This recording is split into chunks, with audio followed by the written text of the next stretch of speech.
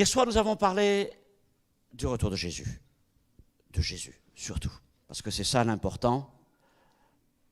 C'est que Jésus, lui, ce Jésus, revient. Et il revient non pas comme il est venu, mais il va revenir comme il est remonté vers le Père. Il est venu humble, faible, il est venu serviteur, il est remonté vers le Père plein de force, plein de grâce, Seigneur, et c'est ainsi qu'il reviendra. Et c'est lui que nous attendons. Et le désir du Seigneur est de venir nous prendre, parce qu'il regarde son Église comme sa fiancée. Vous savez, les Écritures, c'est une immense histoire d'amour, d'un père qui est à la recherche d'une épouse pour son fils. C'est ça, les Écritures. Un fils tellement merveilleux qu'il lui faut la plus belle des épouses. Mais pour l'acquérir, il a dû verser la dot la plus extraordinaire qu'on puisse verser, sa propre vie. Et il l'a offerte à son père. Et cette épouse, c'est nous. Nous sommes la fiancée de Christ. C'est ainsi que l'Église est appelée par l'apôtre Paul. Et le Fils a ce désir de venir nous voir, nous prendre avec lui, et nous vivons dans cette attente. Hier soir, j'ai parlé du retour de Jésus. Demain, je parlerai de l'enlèvement de l'Église. C'est un peu cette histoire. Un peu comme le marié qui vient enlever sa fiancée. Et dimanche après-midi, nous parlerons des signes du retour de Jésus. Nous verrons que même, il est vrai que la Bible nous dit à aucun moment, voici la date du retour de Jésus, n'est-ce pas? Mais il a plu au Seigneur, et à d'autres endroits dans les Épîtres, de nous laisser des signes, nous amenant à nous préparer et nous alertant de ce que Jésus est proche. Ce soir, nous allons parler de la résurrection, des saints en particulier, mais nous allons voir tout ce qui est dit dans les Écritures, enfin j'espère en tout cas la majeure partie, concernant ce thème-là. Alors, on va mettre en place la diapo, comme ça c'est moi maintenant qui récupère la main, tout ce qui se passe au mur, c'est moi qui le contrôle. Nous allons ouvrir nos Bibles dans l'Évangile de Marc, chapitre 9. Enfin, je suis censé contrôler. Ah, je n'ai pas encore la main. Bon, ils vont adapter. Le temps, on va faire notre lecture. Marc, chapitre 9, verset 9. Nous descendons de la montagne de la transfiguration. Nous sommes avec Jésus et les 3 disciples qui étaient avec lui dans ce lieu extraordinaire. Voilà. Et puis, nous faisons cette lecture. Là, il n'y a qu'un verset, mais je lis à partir du verset 9. Marc 9, à partir du verset 9. Comme Jésus et donc les disciples descendaient de la montagne, Jésus leur recommanda de ne dire à personne ce qu'ils avaient vu, jusqu'à ce que le Fils de l'homme fût ressuscité des morts. Alors les disciples retinrent cette parole, se demandant entre eux, mais ce que c'est que ressusciter des morts? Et les disciples lui firent cette question, pourquoi les scribes disent-ils qu'il faut qu'Élie vienne premièrement? Et il leur répondit, et là, Élie viendra premièrement et rétablira toutes choses. Et pourquoi est-il écrit du Fils de l'homme qu'il doit souffrir beaucoup, être méprisé, etc., etc. Qu'est-ce que c'est que ressusciter des morts? Telle était la question des disciples. Notre Dieu, notre Père, ce soir encore, nous ouvrons ta parole et nous croyons qu'elle a des choses encore tellement importantes à nous enseigner. Ta parole est esprit et vie. Et Seigneur, il ne s'agit pas pour moi simplement de rapporter des faits, des enseignements, des doctrines, mais de compter encore sur ta grâce et sur ton esprit pour me communiquer les mots. Et surtout, Seigneur, les mots qui donnent la vie. Et d'ouvrir nos cœurs, Seigneur, afin de recevoir ta parole, pour qu'elle produise en nous du fruit au centuple. Je te prie de bénir ces moments, ils t'appartiennent. Ce sont des moments pendant lesquels nous voulons élever ton nom et être attentifs à tout ce que tu veux nous dire. Merci Seigneur. Amen. Nous avons donc évoqué hier soir le retour de Jésus. Nous en venons au sujet de la résurrection. Et je pose tout de suite, enfin c'est toujours pas moi qui ai la diapo, mais ils vont suivre une diapo suivante, cette diapo qui est là. Et avec cette affirmation qui peut-être pourrait vous surprendre, mais qui a un appui biblique, j'y viendrai tout à l'heure, c'est que la Bible enseigne la résurrection de tous les hommes, et des croyants en particulier. mais je dis bien de tous les hommes. Nous, frères et sœurs de l'Assemblée, des églises en général, mais de tous ceux aussi que nous côtoyons autour de nous. Nous allons voir ça dans quelques instants. La doctrine de la résurrection est classée parmi les doctrines fondamentales de la foi. Il existe 6 doctrines fondamentales de la foi, elles sont énoncées dans l'Épître aux Hébreux, chapitre 6, et parmi elles, il est donc question de la résurrection des morts. Dans 1 Thessaloniciens, chapitre 4, verset 13, dans ce passage jusqu'au verset 18, où il est question de la résurrection, du retour de Jésus, l'enlèvement de l'Église, l'apôtre Paul commence son enseignement en écrivant « Nous ne voulons pas, frères, que vous soyez dans l'ignorance au sujet de ceux qui dorment, afin que ne vous affligiez pas comme les autres qui n'ont point d'espérance. » Je ne veux pas que vous soyez dans l'ignorance. Plusieurs reprises, l'apôtre Paul utilise cette expression. On le voit dans l'Épître aux Romains concernant le salut, on le voit dans Corinthiens 12 concernant la doctrine des dons spirituels, et ici concernant la résurrection. Que nous ne soyons pas dans l'ignorance. Pourquoi ne pas être dans l'ignorance? Parce que le Seigneur nous a révélé dans sa parole, ne nous a rien caché de tout ce qui est nécessaire. Tout ce que nous devons savoir connaître sur ce sujet de la résurrection, ce sujet fondamental des Écritures, nous a été révélé. Il y a des choses que Dieu cache, mais il y a des choses que Dieu révèle. Et dans ce sujet, sur ce sujet, il nous a tout dit. Pourquoi nous a-t-il tout dit? Afin que nous soyons véritablement affermis dans cette promesse. Il est donc important de savoir ce que nous croyons concernant la doctrine de la résurrection et d'appuyer notre foi sur quelque chose de solide. Pour que nous ne soyons pas comme les disciples en train de questionner Jésus, mais exactement c'est quoi que ressusciter d'entre les morts? Non, nous devons savoir dans quoi nous croyons. Et j'ai envie de vous dire, eh bien, au-delà de tous les enseignements que vous pouvez recevoir, de tout ce que vous pouvez lire, de tout ce que vous pouvez regarder en vidéo sur l'Internet, notre première source d'instruction, d'enseignement reste les Écritures. Lisez pour vous-même les Écritures. Il y a des passages très importants concernant la résurrection. J'ai mentionné, vous l'avez à l'écran, 1 Thessaloniciens 4, 13 à 18. Vous avez 1 Corinthiens chapitre 15. Il y a là les choses importantes, fondamentales à savoir concernant ce sujet. J'ai envie de dire, ayez soif de connaître ce que sont les promesses de Dieu, non pas simplement pour aujourd'hui ou pour les années à venir, mais pour les choses qui concernent l'éternité. Soyez curieux de ces choses, soyez curieux. Ayez envie de savoir. Puisque l'apôtre nous dit que le Père ne veut pas que nous soyons dans l'ignorance, alors ne restez pas dans l'ignorance, ne restez pas même dans le flou, dans l'incertitude, mais appuyez votre foi dans la résurrection sur quelque chose de solide. Alors on va commencer en parlant de plusieurs cas de résurrection dans les Écritures, et ça commence avec Élie et Élisée, qui ont accompli presque 2 miracles assez semblables l'un et l'autre. Élie, le fils de la veuve de Sarepta, vous savez, cette femme qu'il est allé trouver au moment de la famine et à qui Dieu avait commandé bien de lui préparer un gâteau. Et quelle audace cet Élie quand même, alors qu'il y a la famine, que cette femme, il ne lui reste que quelques grammes de farine pour faire un dernier gâteau, voilà qui lui dit, d'abord tu pétris pour moi, tu me fais un gâteau à moi en premier. Ça, c'est parfois la parole du Seigneur, et la parole de Dieu peut être parfois inconvenante. C'est inconvenant ce qu'il y avait fait, n'est-ce pas? Mais Dieu teste ainsi notre foi. Et il nous permet de voir ensuite les miracles. Et puis il y a le fils de la Sunamite.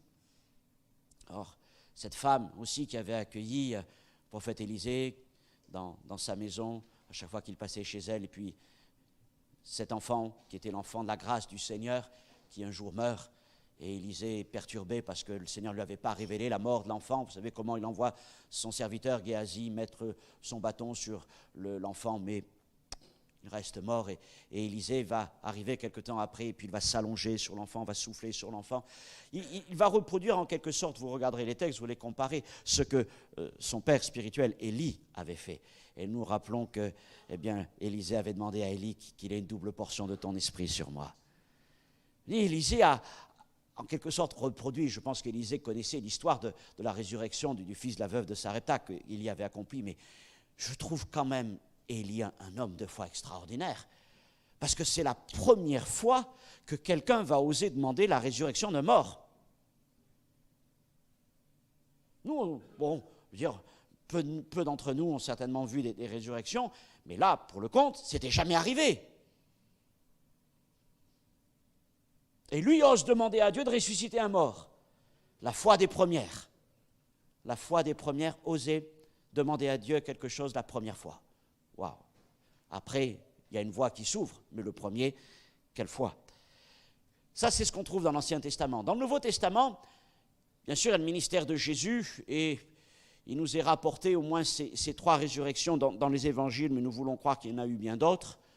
Tout d'abord, la fille de Jairus, vous connaissez bien cette histoire, comment le Seigneur a pris avec lui les parents et puis ses disciples, quelques-uns, et puis les amener dans la chambre, là où l'enfant était allongé, et comment le Seigneur l'a relevé, Talitha Koumi, lève-toi, et il a rendu cette jeune fille à ses parents. Luc 7, le fils unique d'une veuve, quelle situation tragique, n'est-ce pas? Et ce qui est étonnant, c'est que cette femme ne demande rien. Mais elle s'apprête à enterrer cet enfant, et il y a là deux cortèges qui se croisent. Le cortège de la veuve, et tout le monde est dans les larmes, dans la tristesse, inconsolable évidemment, sans espérance pour cette femme. Et puis il y a le cortège qui suit Jésus, plein de joie, plein d'espérance. Et le Seigneur est touché par la situation qui est là. Vous savez comment il va s'approcher de cet enfant qui est allongé là avant d'être déposé. Je ne sais pas si c'est en terre ou dans une cave, dans une grotte, on reverra la chose, mais en tout cas, le Seigneur va le toucher. Toucher un mort, normalement on ne touchait pas des morts en Israël, et il va le relever. Et les gens vont dire, voici qu'un grand prophète apparu parmi nous. Jean 11, Lazare, 4 jours qu'il est dans la tombe, et la voix puissante de Jésus qui va pénétrer jusqu'au plus profond du séjour des morts, là, et ramener à la vie celui qui était mort. Et puis, il y a au moins un autre passage qui est un peu mystérieux. On le trouve dans Matthieu 27, concernant encore le ministère de Jésus. C'est au moment de sa mort à la croix. Vous savez que les ténèbres couvrent la ville de Jérusalem. Quand Jésus meurt, il y a un tremblement de terre, et les sépulcres dans le cimetière voisin vont s'ouvrir. Et là, il nous est dit que des morts ressuscitent et sortent des tombes, puis ils vont même apparaître aux gens de la ville. Matthieu 27, 52. Alors là, je suis incapable de vous dire qui sont ces gens, et ce qu'il est devenu d'eux après. C'est un passage très mystérieux. Voilà. En tout cas, ils sont mentionnés, donc je les relate. Voilà pour le ministère de Jésus. Puis nous arrivons dans le livre des Actes. Et là, nous avons aussi 2 résurrections. Celle de Tabitha. Elle rappelle celle de la fille de Jairus. Quand vous voyez comment Pierre va procéder, il refait à la manière d'Élisée qui avait refait ce que son père spirituel Élie avait fait. Pierre, là, va agir un peu de la même manière que Jésus. Et puis la résurrection de Tychus, celui qui était à l'étage et qui, boum, est tombé, alors que Paul devait certainement prêcher déjà depuis quelques heures. Voilà donc pour les résurrections que nous trouvons dans l'Ancien Testament et dans le Nouveau Testament. Mais bien sûr, il en manque une. Il manque une résurrection, la plus belle de toutes, celle de Jésus. Parce que toutes les résurrections dont j'ai parlé jusqu'à présent ont en commun ceci, c'est que ceux qui sont ressuscités sont ensuite morts. Je ne sais pas comment après, mais n'ont pas continué à vivre à un moment ou un autre. Mais la résurrection de Jésus est complètement différente. Elle est unique. Parce que Jésus est mort en donnant sa vie pour le salut des hommes, mais il est mort en ayant le pouvoir de reprendre sa vie. Et 3 jours après sa mort, la puissance de Dieu, le Saint-Esprit, est descendu dans la tombe, et Jésus a été relevé d'entre les morts. Et depuis, la mort n'a plus de pouvoir sur lui, et Jésus vit pour l'éternité, il vit pour Dieu.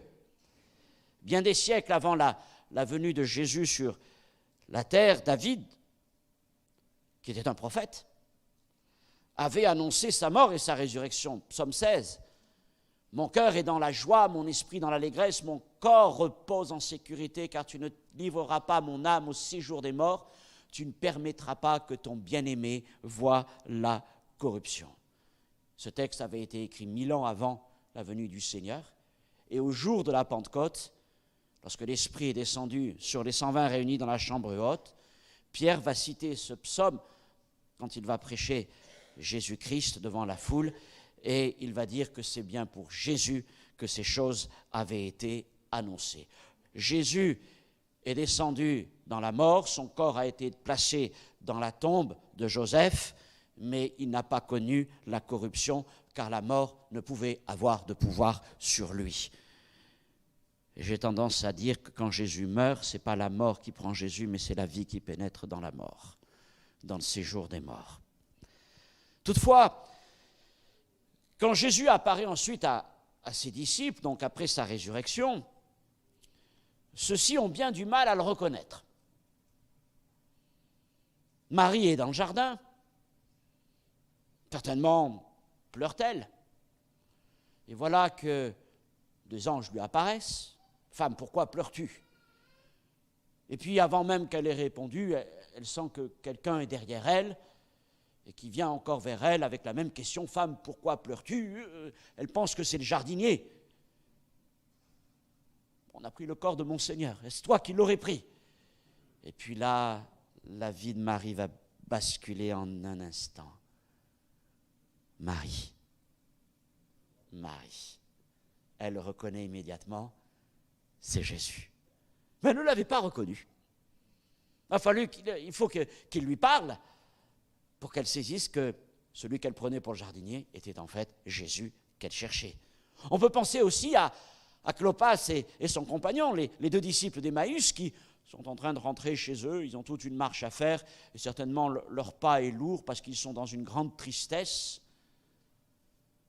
Ils se rappellent toutes les choses qui se sont accomplies depuis la Pâque.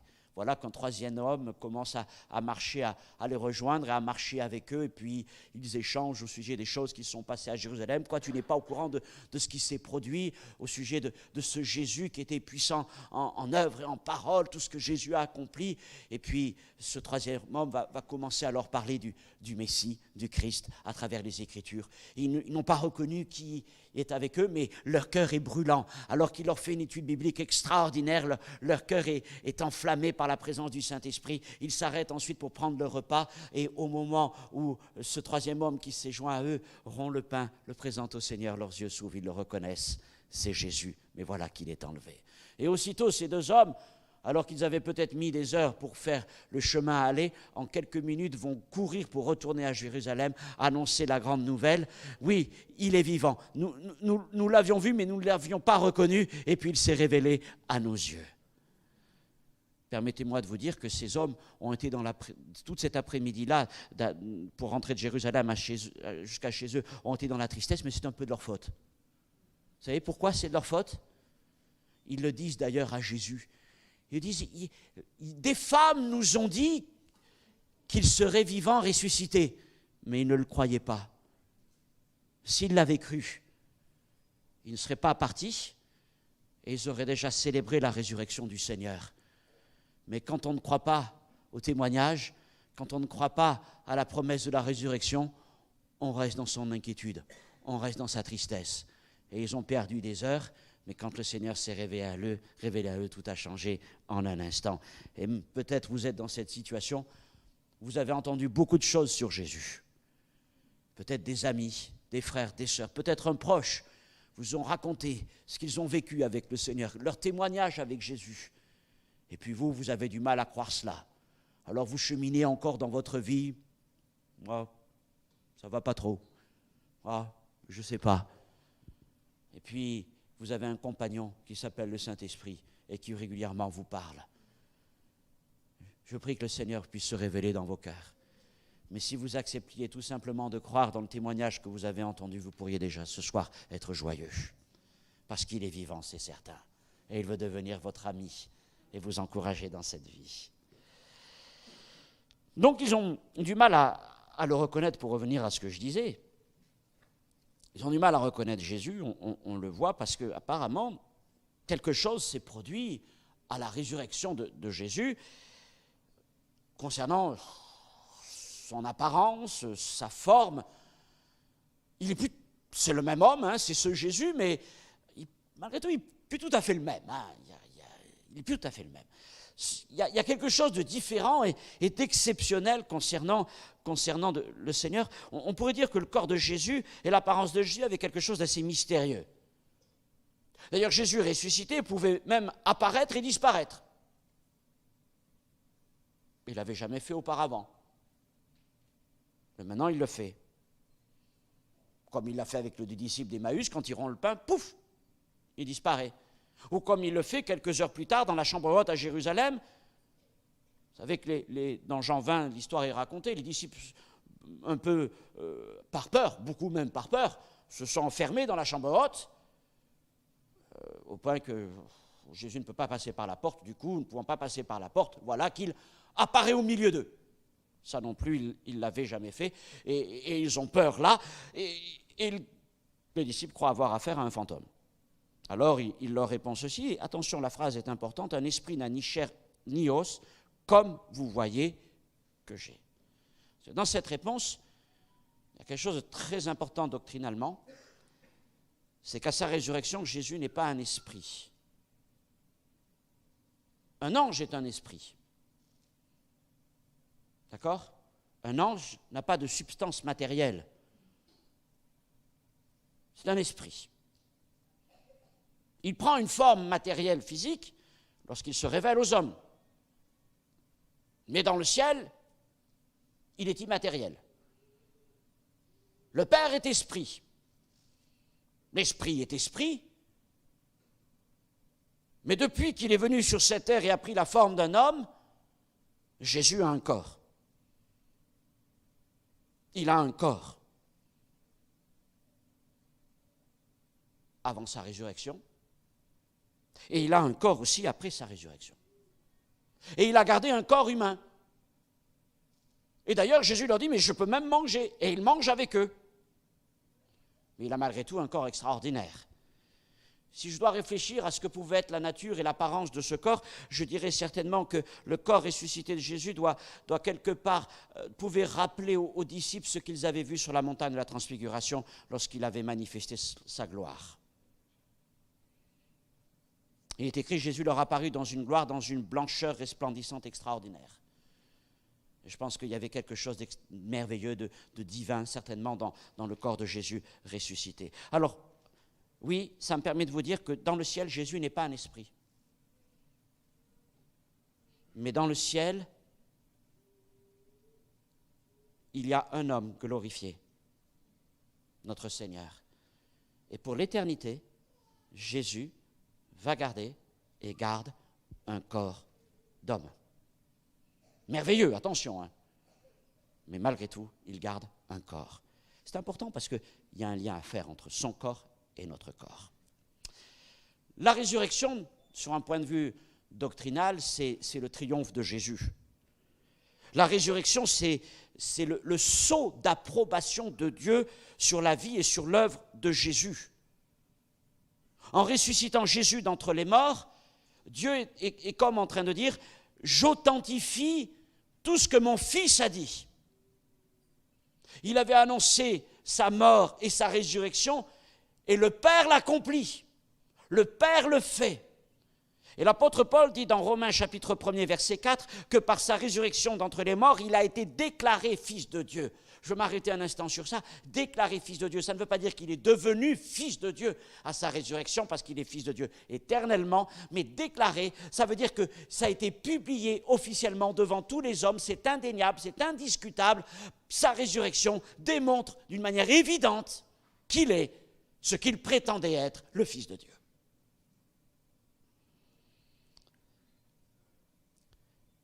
Et puis comme Pierre le dit encore en conclusion de sa prédication à la Pentecôte, de sa résurrection à son ascension, le Seigneur a été exalté, glorifié. Et celui que vous avez crucifié, renié, celui qui est mort à la croix, il a été souverainement élevé et il est Seigneur et Christ.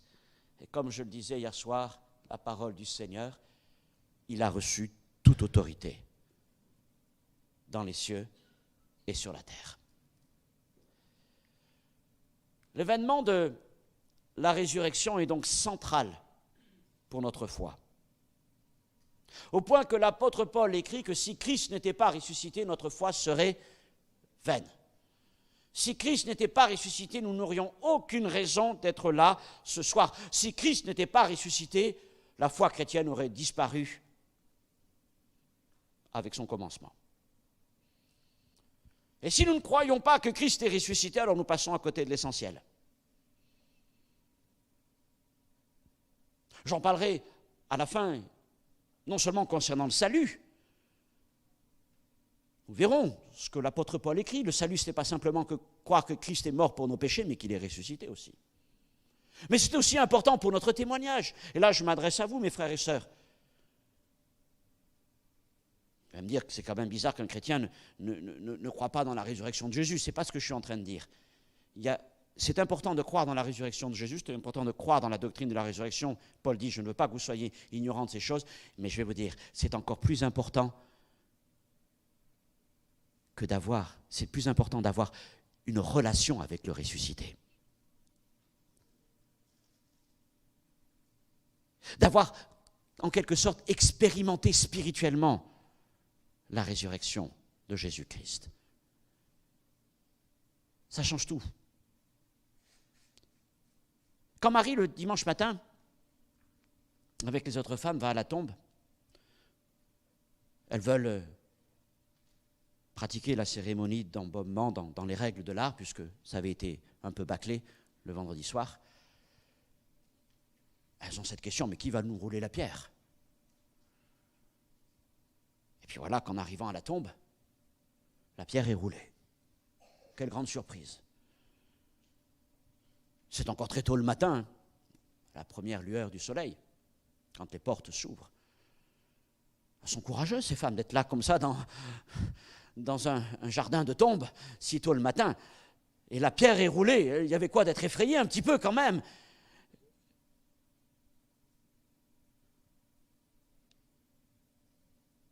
Elles s'encouragent les unes les autres, elles regardent à travers la tombe, à travers l'entrée ouverte, et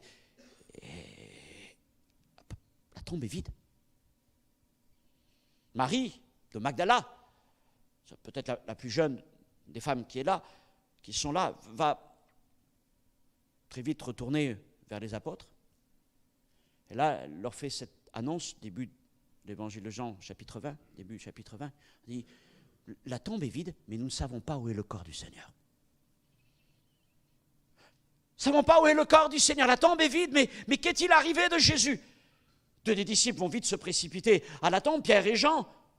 Jean arrive le premier, s'arrête à l'entrée, Pierre rentre dans la tombe. Et il croit. Sans avoir vu Jésus ressuscité, ils croient parce qu'ils avaient entendu la parole du Seigneur. Et c'est là que Marie va rester dans le jardin et que le Seigneur va s'approcher d'elle, va le prendre pour le jardinier. Et puis le Seigneur va lui adresser cette parole. Va trouver mes frères. Va trouver mes frères. Dis-leur que je suis ressuscité, dis-leur que je m'en vais au Père. Et quand Marie revient ce soir-là, vers les apôtres, elle a quelque chose à leur dire. Et vous voyez, c'est toute la différence de la rencontre avec le ressuscité. Je crains qu'il y ait trop souvent des chrétiens, on va parler de l'Église au sens large, le Seigneur connaît son Église, mais la seule perception qu'ils ont de Jésus, c'est un Jésus dans la souffrance, Jésus dans l'agonie, Jésus sur une croix. Pour certains, c'est une réalité physique parce que la seule contemplation qu'ils ont toute leur vie de Jésus, c'est Jésus crucifié. Et puis parfois, pour d'autres, et c'est peut-être le cas dans les églises évangéliques, c'est une perception, imagée, spirituelle de Jésus simplement sur la croix. Et cela, on peut reconnaître, ce genre de chrétiens, c'est qu'ils ne sont pas rentrés véritablement dans la vie nouvelle. Ils ne sont pas rentrés dans la victoire. Parce qu'ils sont restés au pied de la croix. Et ils n'ont pas rencontré le ressuscité. Alors, ayant placé leur foi, plaçant leur foi en Jésus, mourant pour eux, mourant pour l'expiation de leurs péchés, je crois qu'ils reçoivent le pardon de leurs péchés. Malheureusement, ils s'arrêtent à l'entrée. Ils sont au seuil. Quand le Seigneur voudrait leur dire, mais avancez, allez plus loin. Et pour aller plus loin, il faut faire cette rencontre avec le ressuscité. Et vous les voyez, ces gens, parce que non seulement ils sont là dans cette incertitude, ils n'arrivent pas à avancer dans la vie chrétienne, ils ne vivent pas dans cette vie d'abondance, mais en même temps, ils n'ont pas grand-chose à dire. Leur témoignage est faible. Leur témoignage est faible parce qu'ils n'ont pas rencontré le ressuscité. Ils peuvent dire Jésus est mort à la croix, mais ils ne savent pas trop dire. Oh, ils pourront vous raconter la doctrine, c'est vrai. Mais vous savez, il y a une grande différence entre raconter des choses qu'on a lues, qu'on a étudiées, et puis témoigner de ce qu'on a vécu. Et là, on fait la différence. Quelqu'un peut témoigner de sa rencontre avec le crucifié, de dire, oui, pour moi, le salut, je sais ce que c'est, j'ai compris que Jésus a donné sa vie pour moi à la croix. Mais êtes-vous aussi capable de dire, à la manière de Marie, j'ai rencontré le ressuscité. J'ai saisi le ressuscité, je me suis accroché au ressuscité, et il a bouleversé ma vie. Et avant de l'avoir rencontré, je n'avais pas grand-chose à dire, parce qu'au-delà de la croix, je ne savais pas. Je n'avais pas expérimenté les choses de la vie nouvelle, de la vie abondante. Et puis quand on a rencontré le ressuscité, on a le message à communiquer. Il est vivant. Il est vivant. Et je suis rentré dans la vie nouvelle. Et je suis rentré dans la vie abondante. Et maintenant, il y a un témoignage. Et je veux partager ce témoignage. Voilà pourquoi. Non seulement il est important de connaître la doctrine, mais il est encore plus important d'avoir vécu, expérimenté cette doctrine en rencontrant le ressuscité.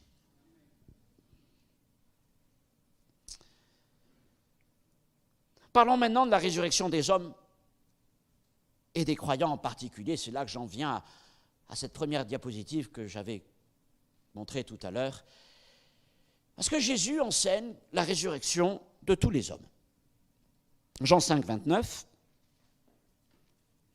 Ceux qui auront fait le bien ressusciteront pour la vie, ceux qui auront fait le mal, pratiqué le mal, ressusciteront pour le jugement.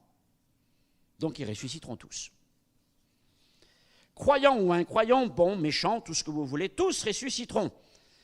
Le tout est de savoir à quelle résurrection les hommes participeront-ils. Et là, le Seigneur met en évidence, et d'autres textes sont là pour l'affirmer, 2 résurrections.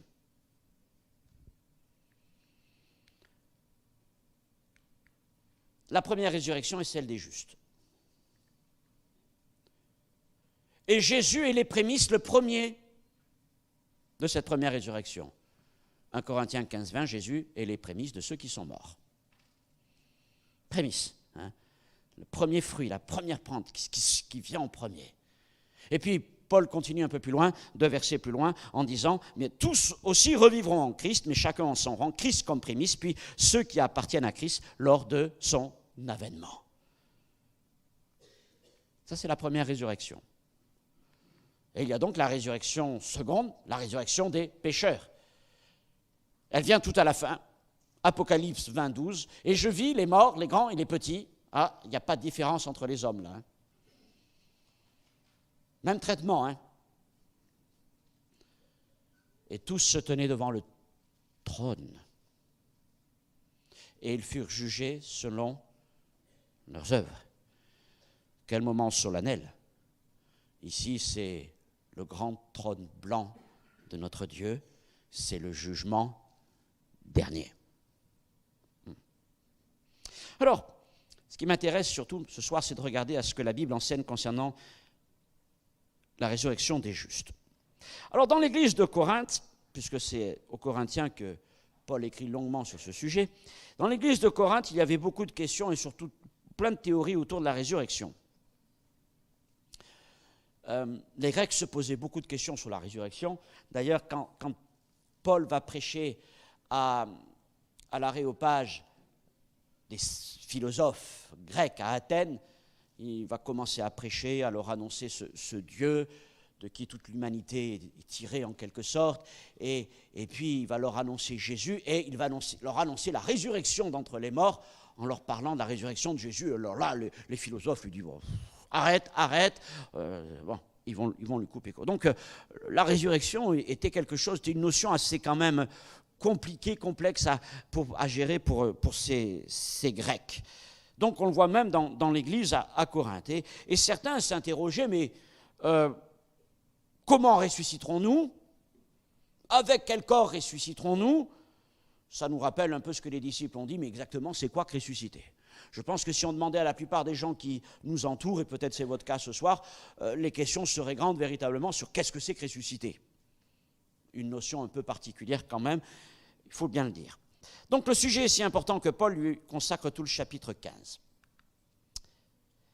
Qu'est-ce qu'il nous apprend? D'abord que la résurrection des saints se fera en un clin d'œil. Le Seigneur viendra comme un voleur, car vous savez bien vous-même que le jour du Seigneur viendra comme un voleur dans la nuit. En un clin d'œil, en une fraction de seconde, c'est ultra rapide. Premier point. Deuxième chose, la résurrection est corporelle. Ça, c'est très important. Le Seigneur rendra vie à nos corps. Peu importe la façon dont certains sont morts. Certains sont morts dans leur lit, et là je parle parmi les frères et sœurs, mais d'autres sont morts de morts violentes, assassinés, au bûcher, noyés au fond de la mer, mangés par les animaux sauvages, etc., ou même mangés par les vers.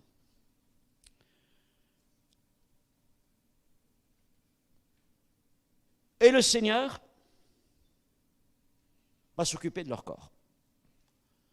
Parce que nous croyons qu'il a la puissance de reformer, de redonner vie à nos corps.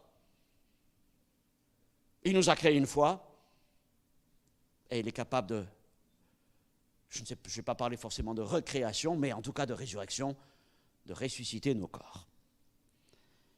C'est ce que Philippiens chapitre 3, verset 20 dit, le Seigneur Jésus-Christ transformera le corps de notre humiliation, le rendra semblable au corps de sa gloire par le pouvoir qu'il a de s'assujettir tout seul, toute chose. Il peut s'assujettir toute chose. Il fait avec la matière ce qu'il veut. Quelle que soit la manière dont l'un ou l'autre est mort.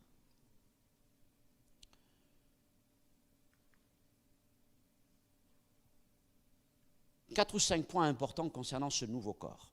Donc nous aurons un nouveau corps.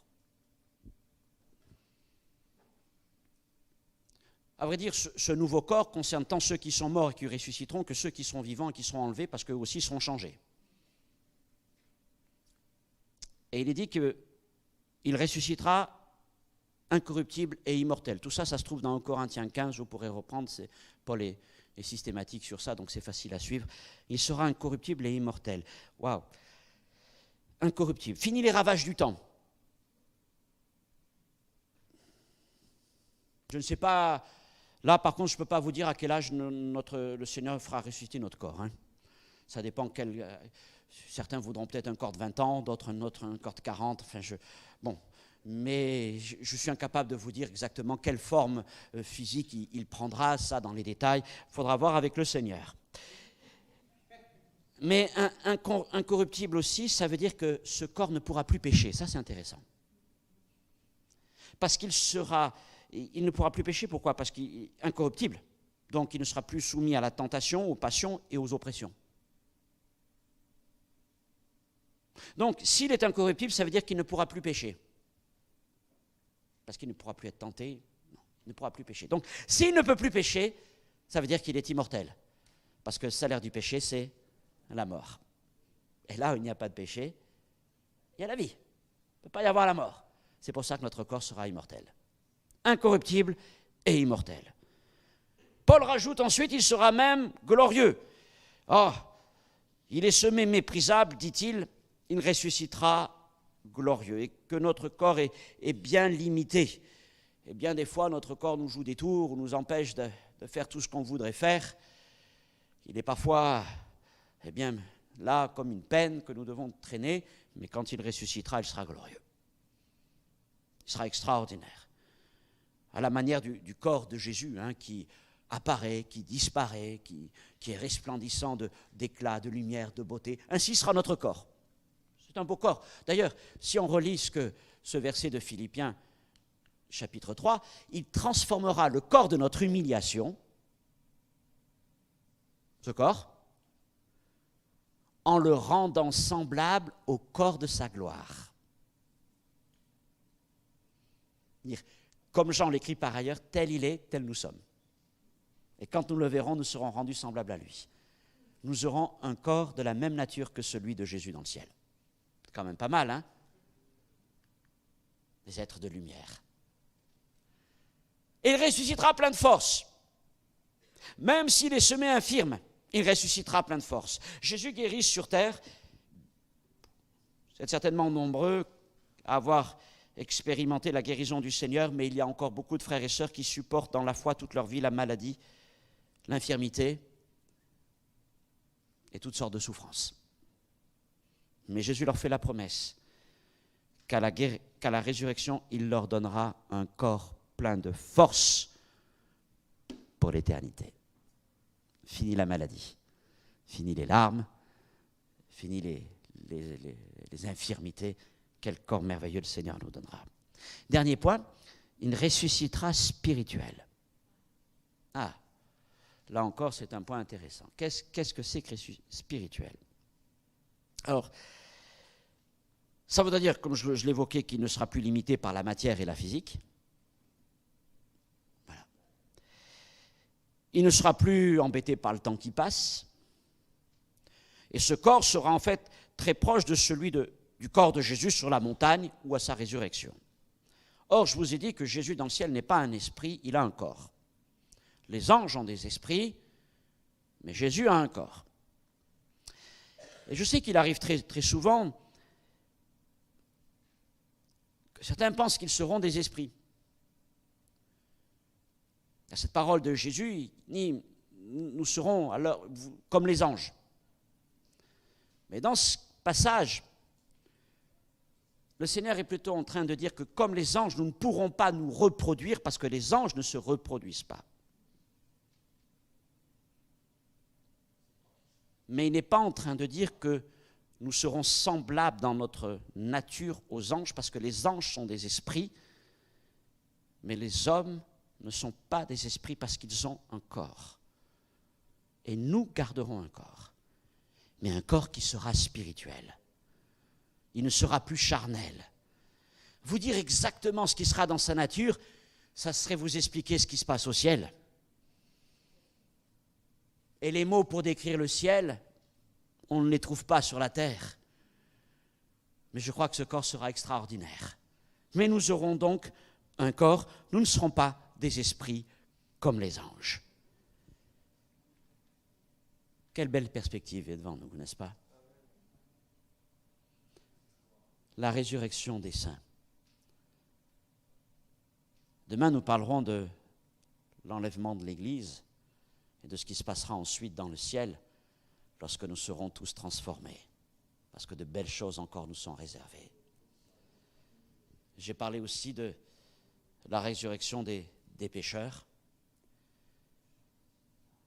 Là, les choses sont différentes, évidemment, dans leur nature. Mais les hommes pécheurs qui n'auront pas accepté Jésus comme leur Seigneur et Sauveur durant cette vie ressusciteront aussi pour comparaître devant le tribunal de Dieu. Mes frères et sœurs, nous ne croyons pas dans la doctrine du purgatoire, mais nous croyons que tout se joue dans notre vie. Et qu'il n'y a pas de possibilité pour les vivants d'essayer de racheter d'une manière ou d'une autre ceux qui sont morts. C'est une décision personnelle. Mais ceux qui meurent aujourd'hui, parmi les païens, d'ailleurs comme pour ceux qui meurent dans la foi, leur corps reste là parmi les hommes, il arrive à leur corps ce qui nous arrive à notre corps aussi. Mais par contre, ce qui est différent, c'est la destinée de notre âme. Notre âme, tout ce que nous sommes intérieurement. Pour nous, croyants, nous avons cette assurance que le Seigneur ne délaisse pas notre âme,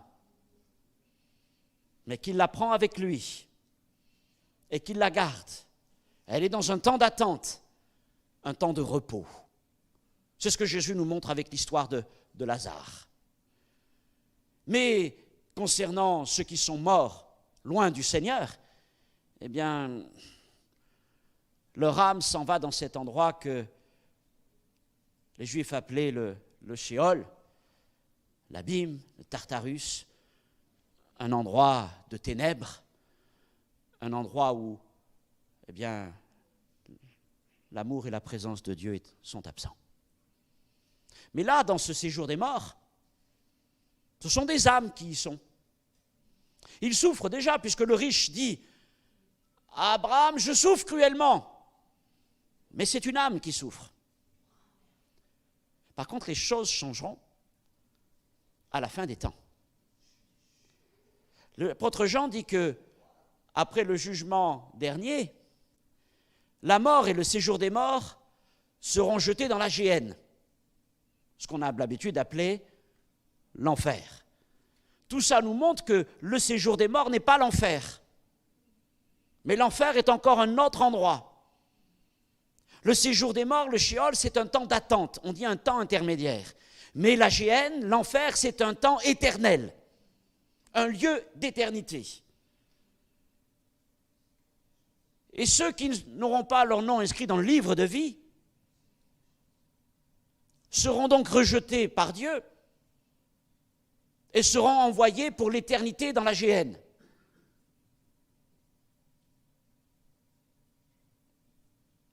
Avec un corps. C'est ça la différence. C'est que les incroyants, quand ils meurent aujourd'hui, c'est leur âme qui descend dans le séjour des morts et qui souffre, mais dans l'enfer éternel, ils iront avec leur corps.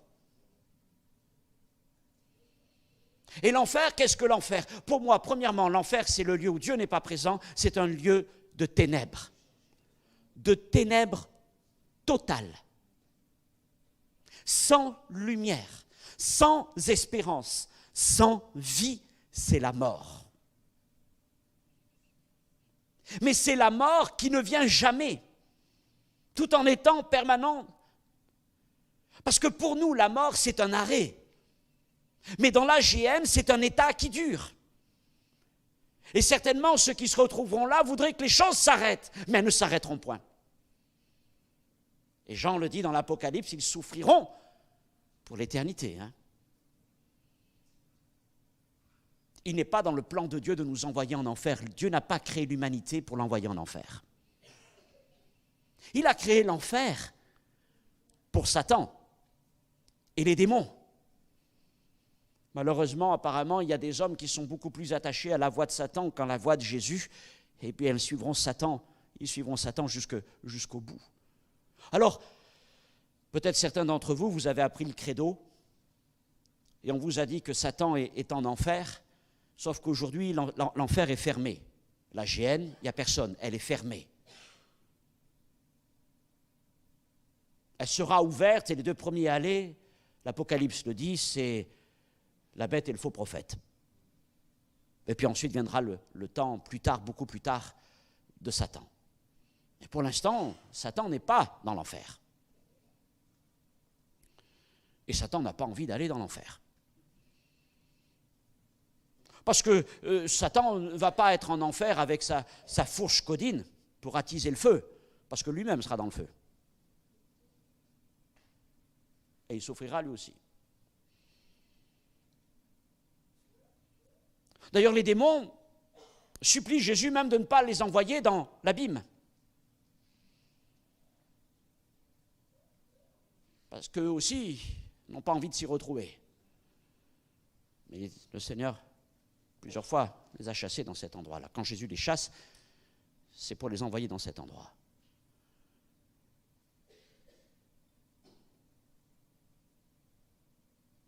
Mais la volonté du Seigneur, c'est de nous avoir avec lui pour l'éternité.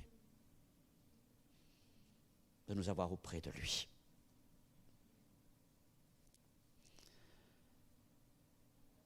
Au retour de Jésus, ceux qui sont morts dans la foi et dans l'espérance de la résurrection ressusciteront en un clin d'œil. En un clin d'œil.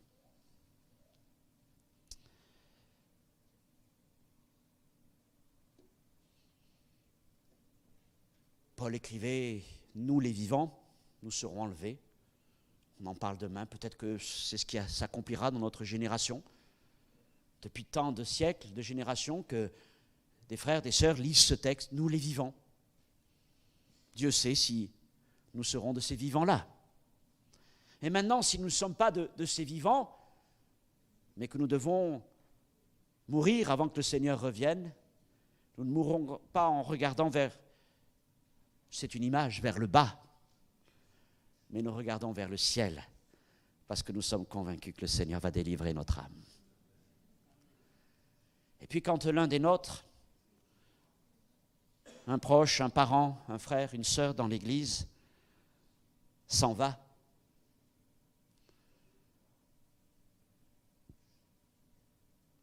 c'est un au revoir. Bientôt nous les reverrons. C'est pour ça que Paul dit dans ce texte dans Thessaloniciens 4,13, ne soyez pas dans l'affliction comme ceux qui n'ont pas d'espérance. Et il finit, verset 18, en disant, consolez-vous donc les uns les autres par ces paroles. Parce que lorsque l'un d'entre nous est dans la souffrance à cause d'un deuil, il pleure. Jésus a pleuré devant la tombe de Lazare. Il n'y a aucune honte à pleurer devant celui ou celle qui, étant mort dans la foi, est séparé de nous. Il y a une souffrance qui est là. Mais la volonté du Seigneur est de nous consoler. Et comment veut-il nous consoler? D'abord par la promesse de la résurrection. Voilà ce qu'il a placé devant nous. On peut essayer de trouver les plus belles paroles. Mais quand on est entre frères et sœurs, ce qu'il y a de plus précieux à partager, c'est de se dire, il est avec lui. Il est avec lui. Elle est avec lui. Et bientôt nous le reverrons. Il m'est arrivé plusieurs fois de voir des proches de ma famille partir avec le Seigneur. Ça a dû arriver à beaucoup d'entre vous. Je parle, il y a des fois des morts subites et des morts qui prennent un peu plus de temps à travers la maladie. Et au moins à 2 reprises, les autres j'étais trop enfant, mais j'ai pu voir sur la grâce de ses proches, mon père et une de mes grands-mères, même 2 de mes grands-mères, 2 grands-mères, une grâce infinie de Dieu, une paix. Et alors que leur corps se vidait des quelques dernières forces qu'ils avaient, c'est comme si déjà ils étaient là-haut. Il y avait une paix qui était là, une paix dans la chambre. Et je crois même quand on essayait de leur parler, on les dérangeait. Parce que finalement, comme Paul le dit, le meilleur c'est d'être là-haut. Et ils n'avaient que cette attente. Je crois que c'est vraiment une consolation pour chacun d'entre nous. Quelle espérance le Seigneur a mis devant nous. Jésus a dit, devant une tombe, je suis la résurrection et la vie.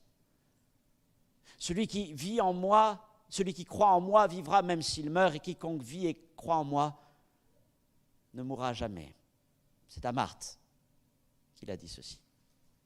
Et Marthe répond, je sais Seigneur, je sais que tu ressusciteras les morts au dernier jour. Mais Jésus ne lui demande pas ce qu'elle sait. La question qu'il lui pose tout de suite après, c'est, crois-tu cela? Ce soir, je ne m'intéresse pas trop de savoir ce que vous savez, et vous savez plein de choses, et peut-être que vous avez découvert plein de choses par-ci, par-là, des détails. Je n'ai pas abordé ce soir, vous savez mieux que moi, c'est tant mieux, mais vous savez, ce n'est pas ce qui intéresse Jésus. Ce que le Seigneur nous demande, c'est qu'est-ce que nous croyons concernant la résurrection? Qu'est-ce que nous croyons? Et si vous regardez le texte encore de Jean chapitre 11, vous verrez que Marthe va un peu éluder la question. Elle va lui répondre, oui Seigneur, je crois que tu es le Christ, le Fils de Dieu qui doit venir dans le monde. Ça, c'est une réponse générale. Tout le monde est capable de dire cette réponse. Mais Jésus va l'amener ensuite devant la tombe. Ôtez la pierre. Oh Seigneur, ça fait 4 jours qu'il est là. Hein? Seigneur, attends. Qu'est-ce que je t'ai dit, Marthe? Si tu crois, tu verras la gloire de Dieu. L'important n'est donc pas ce que nous savons concernant le Seigneur, concernant la résurrection, mais surtout ce que nous croyons. Parce que ce n'est pas le savoir qui sauve l'homme, mais c'est la foi. La foi. Et Paul écrit dans l'Épître aux Romains, « Si tu confesses de ta bouche le Seigneur Jésus et si tu crois dans ton cœur que Dieu l'a ressuscité des morts, tu seras sauvé. » Vous voyez, il ne mentionne pas simplement la mort de Jésus à la croix. Et il ne dit pas simplement de croire dans son cœur, c'est la première étape, mais il dit même de confesser de sa bouche. Non seulement que Jésus est mort, mais en plus que Jésus est ressuscité. Ça ne peut pas être une récitation mécanique, comme si nous avions appris une doctrine. Mais quand on dit ces choses, on veut les proclamer avec l'autorité du Saint-Esprit. En disant, oui, je crois que Jésus a donné sa vie pour moi à la croix, et je crois, selon les Écritures, qu'il est ressuscité. Et je crois qu'il vit pour l'éternité. Et je crois que bientôt, il viendra me prendre. Si je suis vivant, il me prendra avec lui, il changera mon corps. Et si je suis mort avant qu'il revienne, quel que soit l'état de mon corps, il le ressuscitera, il le transformera, il le glorifiera et il me réunira avec mes frères et sœurs et nous rentrerons dans l'éternité. Ça, c'est la foi. C'est cette assurance qui est en nous. Est-ce que nous sommes là en train de nous enorgueillir de quelque chose, de nous prendre pour des chrétiens supérieurs aux autres? Absolument pas. Parce que cette conviction, nous ne l'avons pas à cause de qui nous sommes, mais à cause de ce que Christ a fait pour nous. Et c'est lui qui a mis ce témoignage en nous. Son esprit qui témoigne en nous de cela. Son esprit qui nous pousse à dire que nous sommes les enfants de Dieu, que lui est notre Père, Abba Père. Et nous remercions le Seigneur pour ça. Et on peut raconter bien et bien des choses, mais comme Paul le dit, le surfondement ne peut pas être renversé. Et ma prière pour vous ce soir, si ce n'est pas encore le cas dans votre vie, si la doctrine, mais surtout l'expérience de la résurrection, de cette rencontre avec le ressuscité n'est pas un surfondement de votre vie, une doctrine, mais aussi une expérience fondamentale, alors je voudrais qu'elle soit, parce que sinon il vous manque quelque chose de très important. Ne soyez pas dans l'ignorance, mais plus. Rencontrez le ressuscité. Rencontrez le ressuscité. Et je crois que si vous l'appelez ainsi, Seigneur, Seigneur, lui est capable de s'approcher. Marie. Marie. Et vous verrez comme votre vie va changer. Et en vous relevant de ce moment-là, vous direz, Seigneur, maintenant je sais, je crois que tu es vivant, j'ai quelque chose à dire. Tu as changé ma vie, maintenant je rentre dans la vie nouvelle, la vie en abondance. La résurrection, ce n'est pas simplement quand Christ reviendra. Éphésiens chapitre 2, vous le connaissez bien ce passage. Il nous a ressuscités ensemble. Et nous a fait un soir ensemble dans les lieux célestes. Il nous a ressuscités. Rappelez-vous vos cours de grammaire. C'est un temps passif. C'est quelque chose qui est accompli. La résurrection ne se conjugue pas simplement au futur, mais à partir du moment où nous avons cru, elle s'est accomplie. À nous de la vivre. À nous de vivre comme des chrétiens ressuscités. Peut-être pas encore dans nos corps, nos corps restent bien faibles. Soumis à la corruption, à la tentation, soumis à la maladie, à l'infirmité, au temps qui passe. Mais ça, c'est l'être extérieur. Mais l'être intérieur, il se renouvelle. Gloire à Dieu. Voilà le merveilleux projet de Dieu. Alors croyez-vous dans la résurrection de Jésus? Crois-tu cela, mon frère, ma sœur? As-tu rencontré le ressuscité? As-tu maintenant dans ta vie quelque chose de solide sur lequel t'appuyer? As-tu un témoignage à partager avec tes frères et tes sœurs? As-tu cette espérance qui te délivre même de la peur de la mort? Mais s'il y a en toi quelques faiblesses, je voudrais prier.